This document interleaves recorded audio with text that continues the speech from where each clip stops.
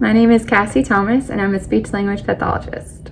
I'm from the small town of Spring Hill, Louisiana, and I've worked at the Pediatrics and Autism Center of Shreveport, Louisiana since July of this year. I graduated with my master's degree in speech-language pathology from the University of Louisiana Monroe in May. Due to coronavirus, we weren't even able to have a ceremony. I've been financially impacted by school, even having received state and university scholarships. I was forced to take out multiple loans throughout my undergraduate and graduate studies, even as I worked extremely hard to graduate summa cum laude with each degree.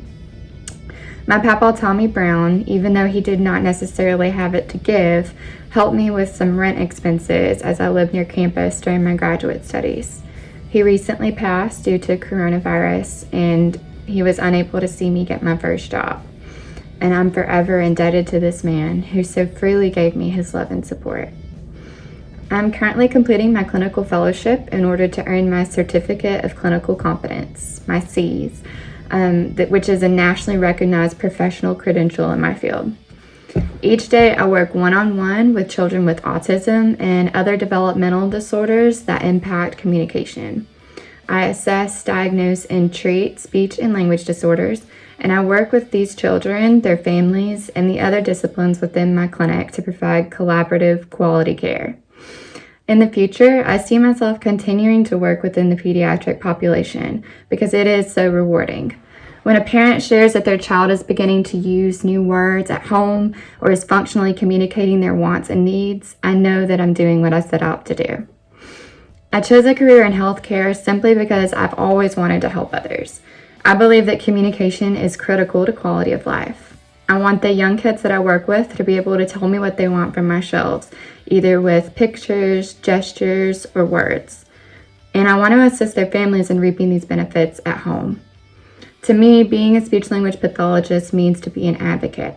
We advocate for the people we treat to receive services and often accommodations. And we must advocate for the diverse populations that we work with. Because people with disabilities are the largest minority group in the world, but they're still often neglected, discriminated against, and harassed. And we must also advocate for ourselves because we as professionals are within a field with a scope of practice so broad that it often needs explaining. So we assess and treat articulation, language, fluency, voice, and swallowing disorders across the lifespan. We don't just like to talk. I want to impact my field, my community, and the world by being an outspoken voice for minorities. In 5, 10, 15 years, I plan to not only still be working as a speech-language pathologist, but also working more closely with community outreach programs. Here, I can advocate for the populations I treat every day, and I can also do the work of making at least my local community more livable for all the people within it, not just the neurotypical middle and upper class. Specifically, I'd like to establish a nonprofit literacy program for the homeless, like the one that I was part of during a semester of my clinical experience at ULM. Throughout that program, I would also like to assist each participant in becoming registered to vote. I'm most inspired by children and adults with autism. I'm in awe of how they experience the world in a different way than me. I love watching whenever kids in my sessions flap their hands because they physically cannot contain the joy or excitement that they feel, and it makes my harder days much easier. Now for the fun stuff. My go-to pump-up songs have always been Love on Top by Beyonce and Unwritten by Natasha Bedingfield. I take my coffee frozen with syrup and whipped cream because I love myself, and I could never pretend to be sophisticated. And these are my figs.